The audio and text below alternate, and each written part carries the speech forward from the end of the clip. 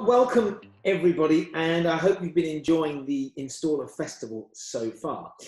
Today I'm delighted, you'll see another person on screen, I'm delighted to be joined by Richard Crisp, who's Head of Chemistry at Fernox, and we're going to have a chat about Legionnaires' disease and the possibility of it rearing its ugly head after the lockdown. And if you have any questions, please type them in via the chat function, and Richard will be only too delighted to answer those later, I'm sure.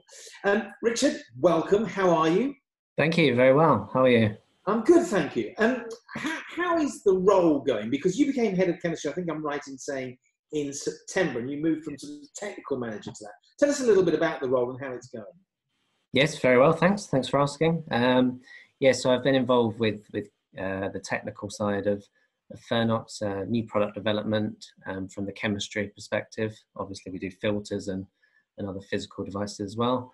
But yes, the new role is I'm essentially responsible for the research into new products, any ongoing development with existing products, and then just technical support for the other departments in Fernox. So yes, thoroughly enjoying it. Changes every day, and new regulatory issues and other things that we have to keep up to date with. So very much enjoying it. And I'm sure none more so than at the moment. And you're obviously clearly enjoying it. And I guess you have to have a passion for a role like this. It's a pretty full-on role, isn't it?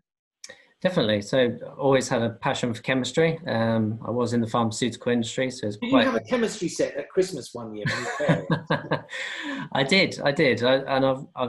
I loved Bunsen burners and things. Unfortunately, when you get sort of my stage, you can't blow things up as often. Or if you blow things up, then it's gone wrong normally. Yes, always had a passion for chemistry, and it's great that I'm able to do that and research new chemicals and how they interact with things. So it's an ongoing learning experience, which is very enjoyable. Brilliant. Now, look, we're talking about Legionnaires' disease, and we're going to come on to the possibility of it after lockdown. But just for people who aren't sure, I'm not entirely sure, what is Legionnaires' disease exactly? So it's a respiratory disease caused by inhaling Legionella bacteria. It's actually a form of pneumonia, which sadly, in about 10 to 15 cases, it's fatal. Right. Which hence why there's such a drive for management and prevention of Legionella, which then causes Legionnaires' disease. And so, as I say, you get it from inhaling Legionella bacteria in a home or a building which has been left derelict for a while. You can get it in the mist of showers, but outside the home, you can get it in anything from irrigation systems and water features to something like cooling towers, which has been a big problem in the past. So is it through ingesting, you said droplets there, is it literally through spray or water or anything else? Is that the way we... Yes, exactly. So because it's a respiratory disease, that's how the bacteria gets in. It's inhaling into the lungs. And of course, respiratory disease at the moment is very high topic on everybody's agenda. But why has the risk of Legionella become heightened during the COVID-19 lockdown? I think you may have given us a clue there by saying derelict buildings. I don't mean derelict, but places have been shut, I guess. Yes, exactly. It's like with any microorganisms, they proliferate and they grow and they form established colonies in water which is stagnant. And so obviously if you close down buildings, places of work, schools, hospitals, well, not hospitals, water becomes stagnant, and then these bacteria can grow. And then post-lockdown, when you go back and maybe you turn on a shower in a building and that water has been sat there and things have been growing in it, you then breathe in the mist, and then that's when problems can start. I did actually think the symptoms exactly mirror, as far as I know. You get a fever, shortness of breath, because it is a very similar pneumonia type disease. And unfortunately, as I said, the fatalities are so high that this is a really serious problem. Yeah, I mean, I had COVID back in late March, and the lungs take time to recover, and they said it will take a long time, not back to full breathing capacity. So I kind of understand what you're talking about. So you're telling me, therefore, if companies haven't been going in and switching on their aircon or their showers or taps and so on, there is a danger that this could have formed in the system somewhere. Absolutely, yeah. It's present in all waters, naturally occurring waters. So as soon as you have water there, whether it's been treated, All water, in all water. all water, yeah. So Legionella bacteria occurs naturally in streams, rivers, lakes, ponds. It becomes a problem where it grows and, as I say, establishes colonies in buildings, and then you breathe that in mist. So you should have an ongoing Legionella prevention program, but obviously in times like this, it's especially important to maintain that. I guess a lot of people will have an ongoing program, but there'll be a lot that don't as well, I suspect, also. But how long does it take to develop in water then? So it all depends on the system, the water types, the materials. If you've got quite a rusty old system, Legionella can spread more quickly in rust and in limescale, which can give it nutrients. So it all depends. In a lab, trying to raise a colony, I think in about 2 weeks, you can get a fairly significant number of Legionella bacteria. But in systems, it all depends on the temperature and the pH of the water, what's in the water. But certainly within the confines of the lockdown we've had, then easily possible that it could have formed, as it were. This is a real question from ignorance. Those great big water bottles you get supplied in companies with the water, so it can't form in those, I take it. Yeah, it all depends how it's been treated and how effectively. But as you'll see on various products just for cleaning kitchens and things, you can never completely eradicate everything. So over time, and as I've said, other conditions, other factors, things like temperature, if you've got something stored in a house which is a reasonable temperature, 30 or 20 to 30 degrees, that's a fairly good temperature for things to start growing. So even water which has been previously disinfected, if you leave it for long enough, it will start growing things again. Okay, so look, that's the kind of the doom and the gloom side of things, though. Let's look at the positive side. What chemicals control Legionnaires' disease? What can we use to help ourselves here? So there's lots of different chemicals. Some of the guidance documents like HSG 274 list them, which is very useful.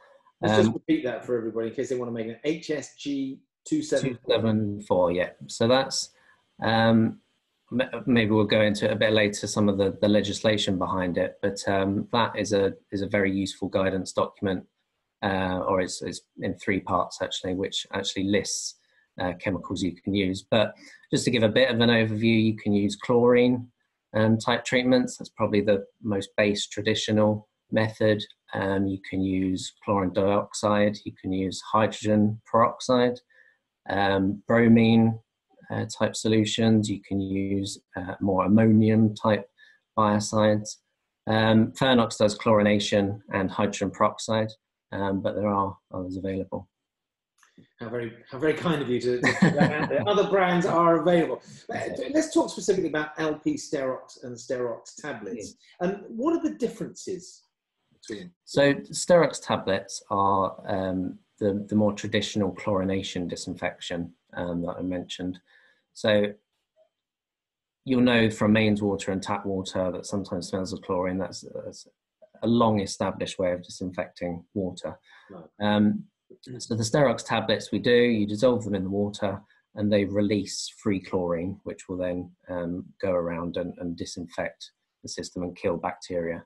LP Sterox is more possibly a modern method of disinfecting water, and that's silver stabilized hydrogen peroxide. So hydrogen peroxide is very good at disinfecting. It's not the most stable compound in the world, which is why there's the silver in there to stabilize it. And so with that one, it's not a tablet, it's just a liquid solution. You pour it in, and then over time, when it's disinfected, it will break down to water and oxygen. So how would, I'm a normal person on the street, I consider myself relatively normal. How would I decide between the two? What would be the factor that would make me choose one over the other?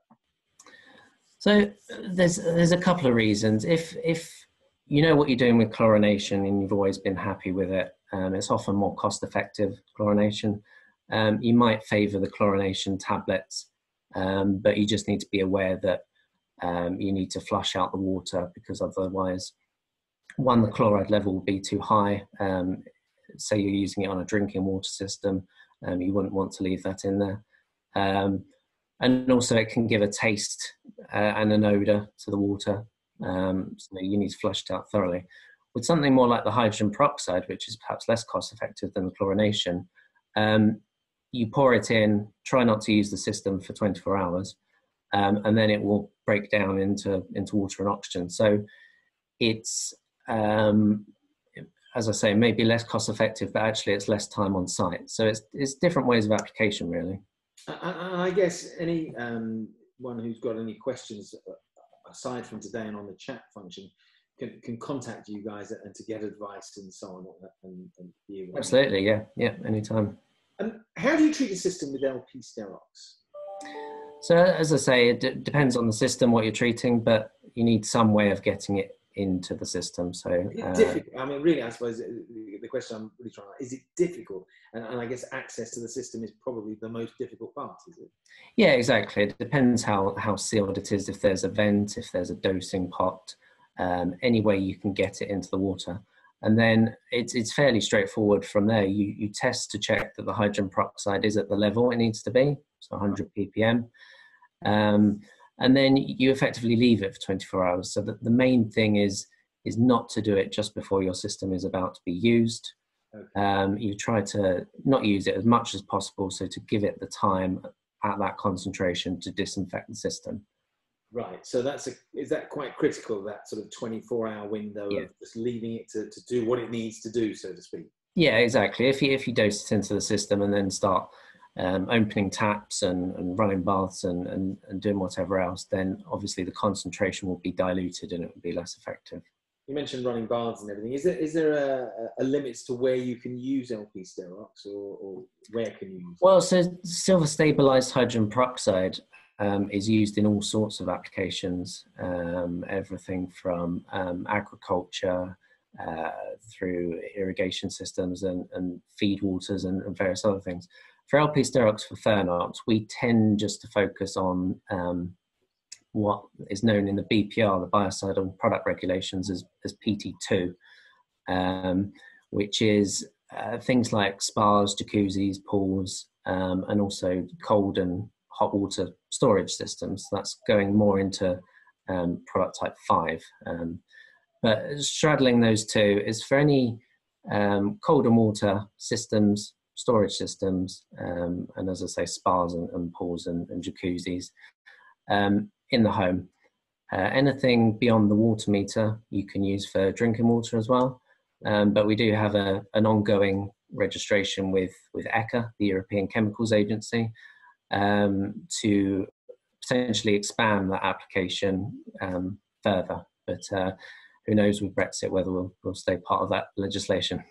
You know what? We almost got through a conversation without mentioning the B word, but you did it. I can't believe it. That's brilliant. I think most people have forgotten about it. With I know. Well, until now. Thanks for that.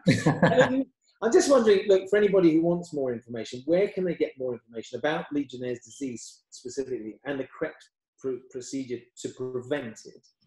Sure. So the original document was the Approved Code of Practice L8, so ACOP L8, which in 2013 that branched out, or it removed the technical guidance, and that formed the document we mentioned earlier, which is the HSG 274. Yeah. And so for technical guidance, that's a great place to start. It lists out the chemicals, it lists out what you need to do, the sorts of risk assessments you need to do, appointing a competent person to look into it, and the relevant competencies you need to do that. So those sort of documents, in conjunction with the original ACOP L8, is a great place to start. For usage of the actual products themselves, obviously the Fernox website, we have product data sheets where you can read how to use them, how they work, and any more information. And if there is something missing, then obviously people can get in touch with us. Brilliant. Now, look, I've run out of questions, I think, because you've been so thorough in giving your answers, and obviously there's the chat function as well. But I want to ask you through this period of lockdown, something I've been asking people on interviews. I've learned a new skill, and that's actually cooking, believe it or not, during this time. Have you learned anything? Or, what has it meant for you personally? Is this something that you've taken on board since So it has changed quite dramatically in the fact that I'm constantly working from home now, but it's been good. We've had time to go through over all the systems and do a complete refresh and update anything which was maybe on the back burner. It's been great just to get everything up to date. Outside of work, I've realised there's a big green golf course outside my house, which I never had thought to walk on before, but now it's empty and it's lovely, so that's great. Brilliant. Apart from that, a lot of reading. Yeah, very good. And what sort of things are you reading? Are you talking about sort of fictional stuff, or are you talking about instructional chemical stuff? No, I don't always read chemistry books.